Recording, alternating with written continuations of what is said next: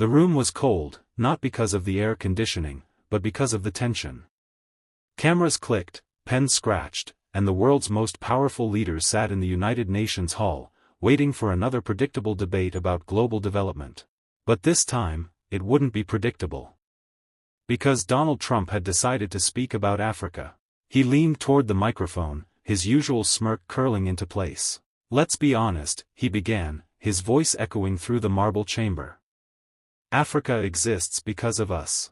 The roads, the systems, the governments, all built with Western generosity. Without America and Europe, Africa wouldn't even stand." Some delegates nodded, others stiffened. The words cut through the room like glass. Trump was confident, even proud. But then, a single chair moved, and the hall turned silent. Ibrahim Traoré stood. No notes, no teleprompter, just the uniform of a soldier and eyes that didn't blink. His voice came out steady, but carried the weight of centuries. "You say Africa exists because of you," he said slowly. "But tell me, when you dug into our lands for gold, for diamonds, for uranium, did we exist then? When your companies drained our soil and your soldiers guarded our oil, did we not exist then?" The hall froze. Every camera lens shifted from Trump to Troreé. Trump frowned. "You're welcome for civilization," he muttered, attempting sarcasm. Troreé took a step forward. "Civilization," he repeated. "You came with chains and called it commerce. You came with guns and called it peace. You took our hands, our resources, our children, and called it help. But let me remind you, Mr. Trump, the world you rule was built on African backs." For a long moment, no one spoke. Then, a single journalist whispered into his recorder, "History just flipped." Trump leaned back, visibly irritated. "You think Africa could exist without us?" Troreé looked at him, unwavering. "No, Mr. Trump," he said.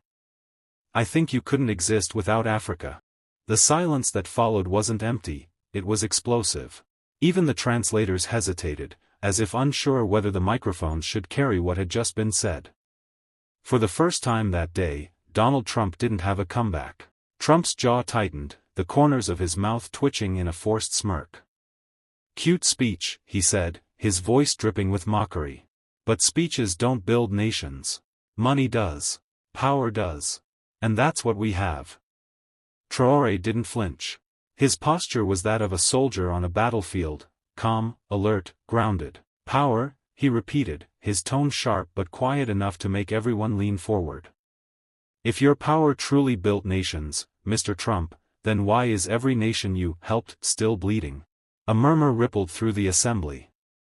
The African delegates nodded subtly. Even some European diplomats looked uneasy. Trump adjusted his tie, trying to regain control. "We gave Africa opportunity. Freedom, investment, technology.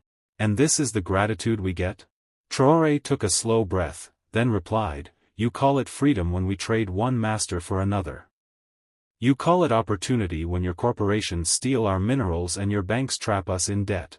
You call it technology when your satellites watch us, not to protect us, but to predict our obedience." The room stirred again, louder this time. Journalists whispered, scribbling furiously. Trump's expression hardened, his usual confidence had turned into a simmering irritation. "You talk big for someone whose country can barely make the news," Trump snapped. Troreé's response came like a blade wrapped in silk. "The media you own does not define our worth. Africa doesn't need to be on your screens to exist. We live in the soil, in the wind, in the hands of those who still work the land you abandoned for greed." For a moment, Trump was silent. The arrogance on his face cracked slightly. Troreé continued, his voice rising just enough to echo through the hall. "Africa is not a shadow of your empire. It's the mirror. Look into it long enough, and you'll see the truth. You didn't create us. You exploited us. And now you fear what happens when we no longer need you." A wave of applause erupted, hesitant at first, then unstoppable. Even the UN moderator tried to calm the room, but the energy had shifted. Trump turned to his aides, whispering sharply, "Get me the economic data on Burkina Faso. I want to know who's feeding this man his lines." But Traoré didn't need anyone to feed him anything. He was feeding the world the truth it had long refused to taste. After the applause faded, Trump leaned back in his chair, clearly irritated but pretending to be amused. "You sound like a revolutionary from a movie," he said with a sneer. "But revolutions end.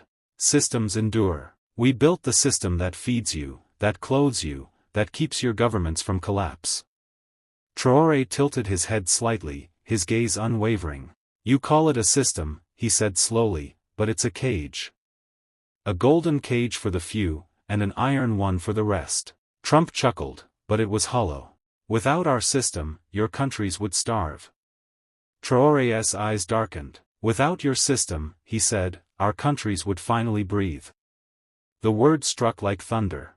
A few diplomats exchanged nervous looks, others stared straight ahead, unwilling to blink. Troreé took a step toward the center of the floor, his boots echoing softly against the polished stone. "Every dollar you lend to Africa," he continued, "returns to you multiplied. Every contract you sign bleeds us a little more. You call it aid, but it's tribute. You call it investment, but it's ownership. And when we resist, you send your economists first, your soldiers second, and your sympathy last." The hall was silent, save for the clicking of cameras. Trump crossed his arms, muttering something to one of his aides.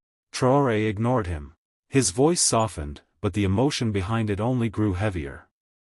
"My generation was told that independence was achieved decades ago. But when I look at the loans, the sanctions, the military bases on our soil, I see the same chains, just polished. Different flag. Same hand." He paused, scanning the faces in front of him, diplomats, presidents, and journalists who suddenly found their pens too heavy to lift. Trump finally broke the silence, his voice rising. "You think you can survive without the global market? Without us?" Troreé smiled faintly. "We already are.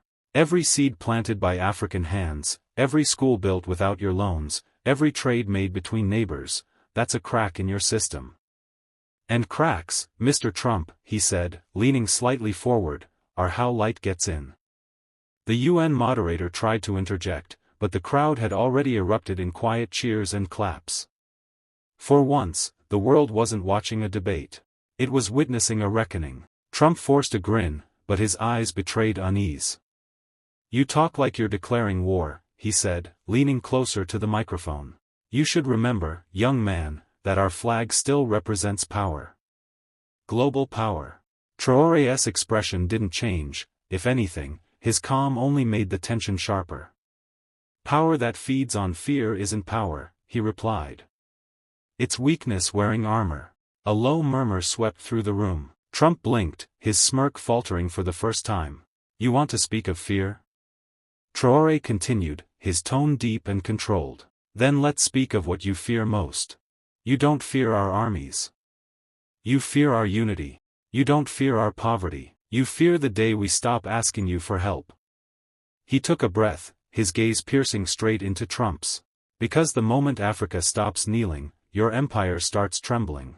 Trump scoffed, waving a dismissive hand. "Africa is divided. You'll never unite. You have tribes, borders, religions, chaos." Troreé's eyes narrowed slightly. "You created those borders," he said. "You drew lines through villages and called it diplomacy. You divided us so you could rule us. And now, you call the division you designed proof of our weakness?" The words hit hard. Even Trump's advisors exchanged uneasy glances. Troreé stepped forward, his boots echoing against the marble floor. "We are not your subjects. We are not your experiment. We are not your reflection.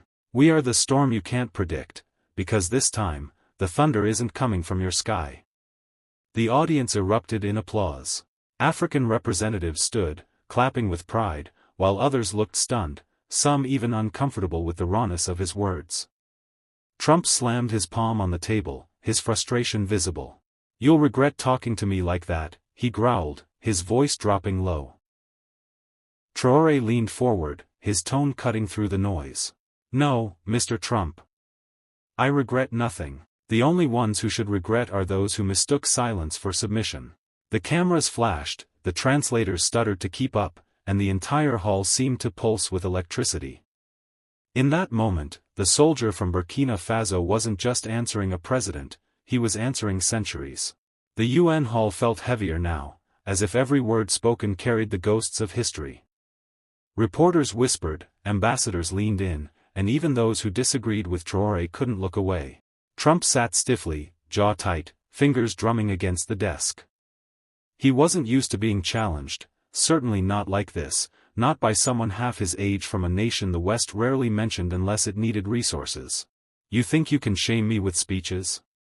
Trump finally said, his voice loud, his ego reaching for control. We've done more for Africa than any country in history. Infrastructure, medicine, trade.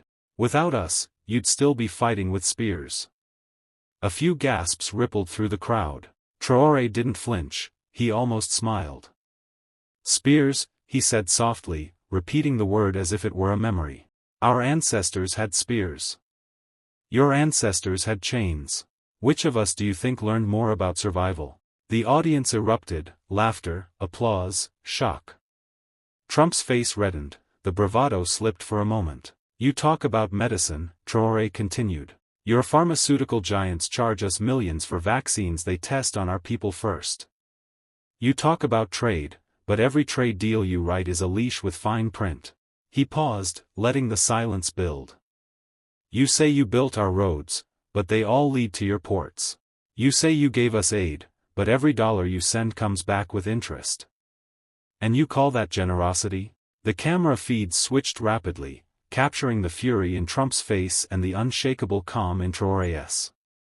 Trump leaned forward. You need us. Admit it. Troreé smiled faintly. If needing to survive your system means dependence, he said, then no, Mr. Trump, we don't need you. We need freedom, and that's something you can't export. He straightened his uniform, his voice steady.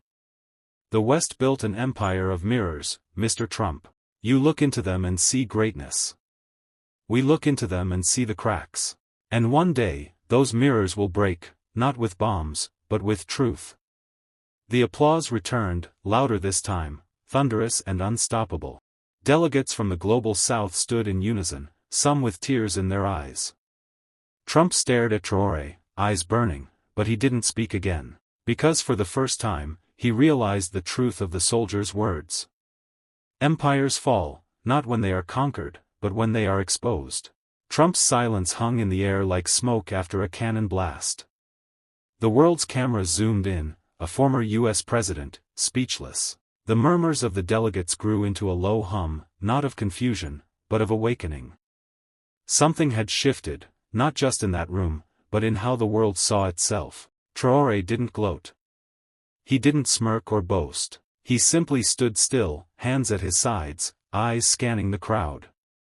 You all came here, he said, to discuss peace, trade, and cooperation. Yet every time Africa speaks, it is called anger. Every time we act, it is called rebellion. Every time we lead, it is called danger. He paused, and the silence that followed wasn't fear, it was respect. The truth is simple, he continued. You don't fear chaos. You fear change. Trump's advisors leaned toward him, whispering strategies, talking points, distractions, anything to save the optics. But Trump waved them off, glaring at Troreé. You think you're changing the world with words, he said finally. Troreé's answer came softly. No, Mr. Trump. With truth. He walked to the center of the stage, and the spotlight followed him as if history itself had turned its gaze. Africa is not waiting for permission to rise, he said.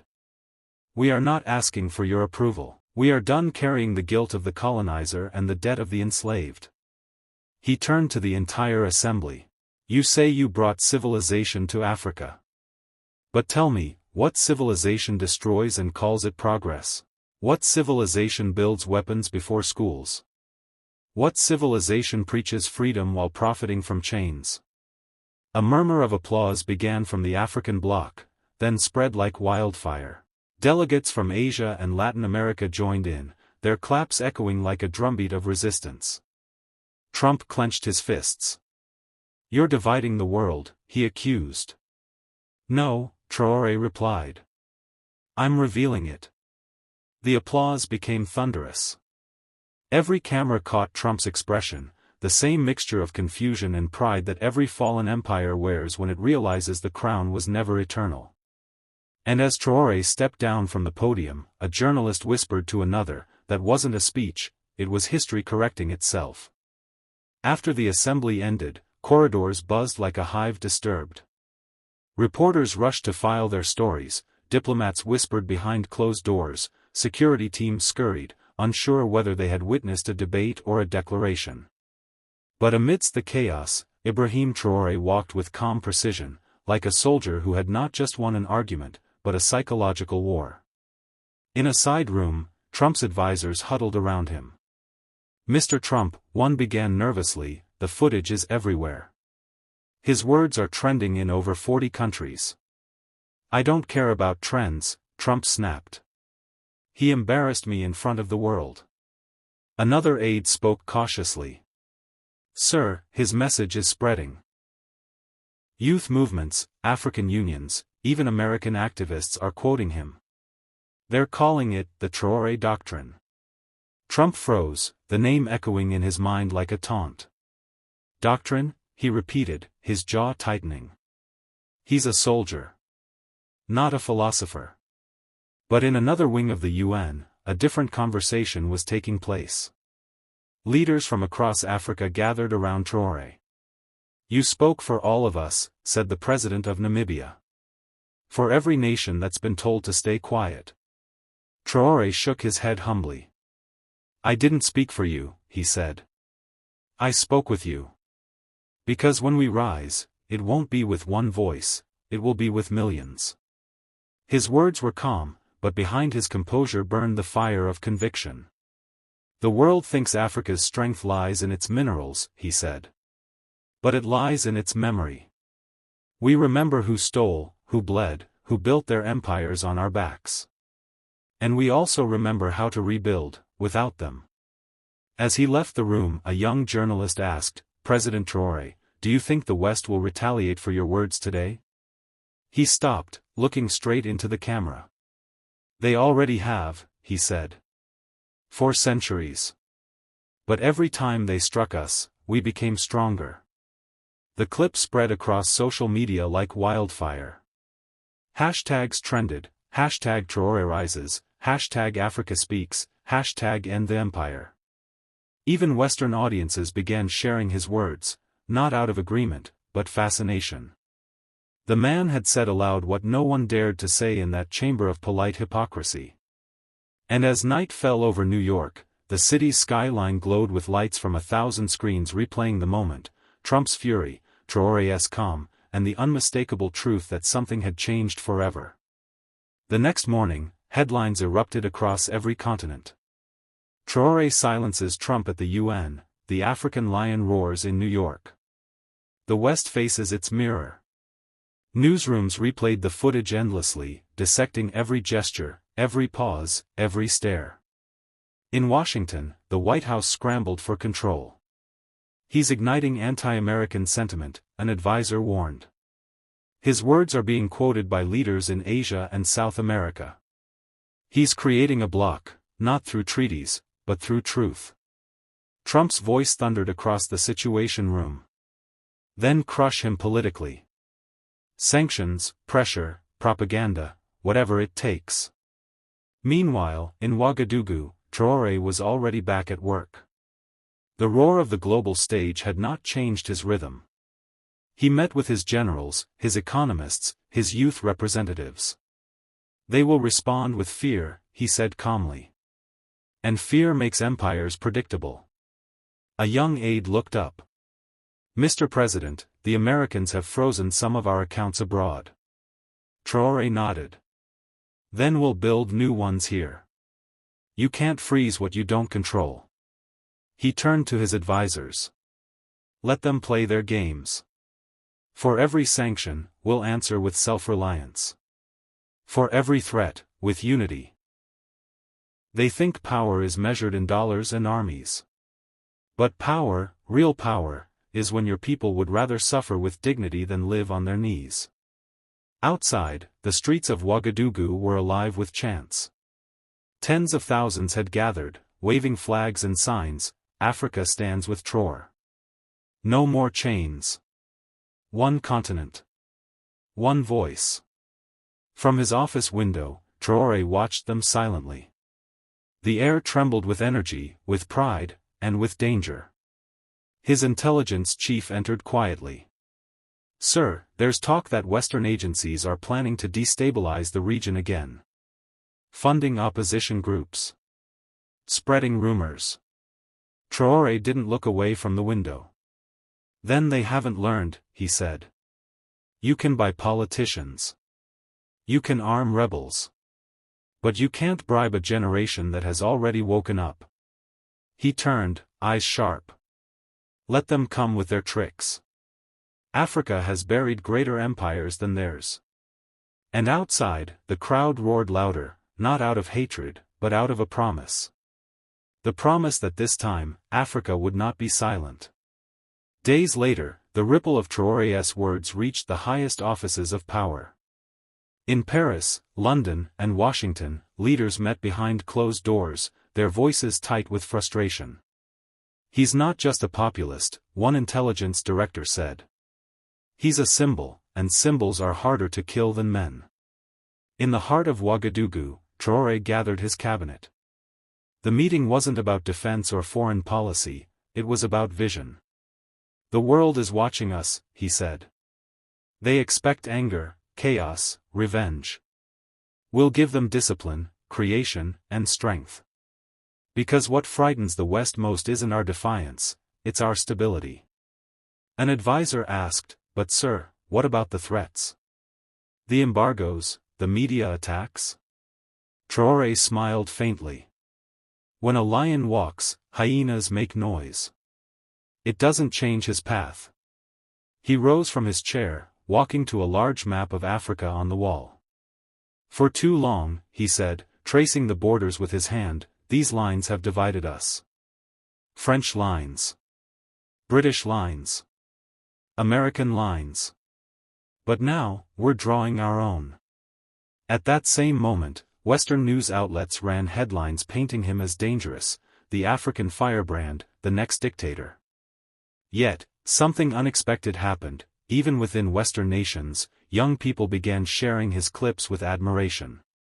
His courage, his clarity, his refusal to bow, it all resonated in a world tired of polished lies. On social media, one post went viral.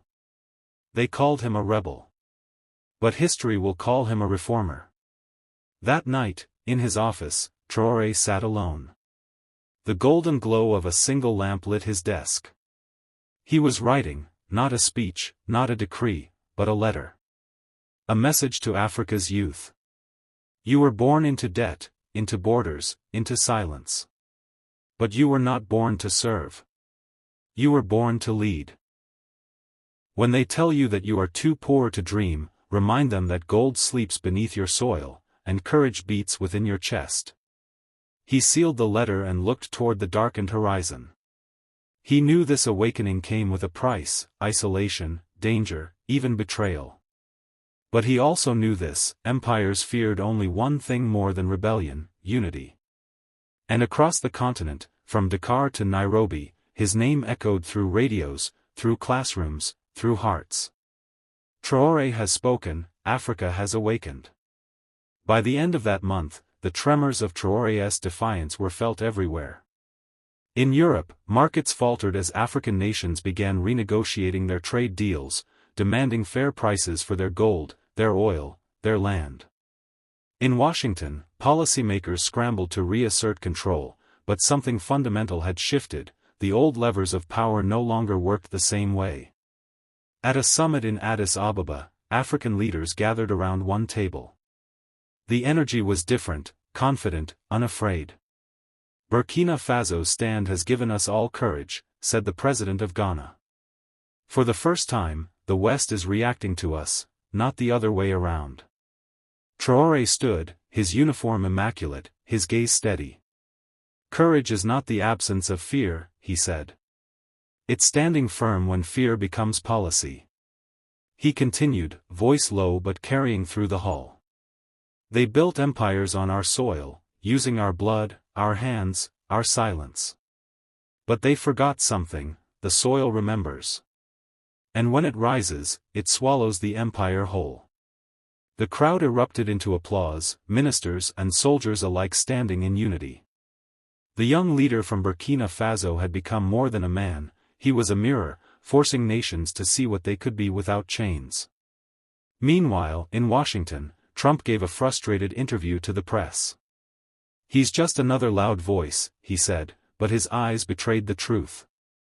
He had seen the power of that voice, not in weapons, but in will. In Wagadugu, Troreé returned to the balcony of the presidential palace. The city below shimmered with torches and flags. Thousands chanted his name, their voices merging into one thunderous rhythm. A general approached quietly. "Sir, the Americans have sent another message. They want to meet privately, no cameras this time." Troreé smiled faintly. "When they want to meet in secret," he said, "it means the light is already winning." He turned his gaze to the horizon, where the dawn was breaking, a vast, golden light spilling over Africa's red earth. "They once said Africa exists because of them," he murmured. "But now they exist because we no longer need them." And as the wind carried the echoes of the people's chants through the capital, Ibrahim Traoré whispered to himself, not in pride, but in purpose: "Let the empires tremble. For the future no longer kneels."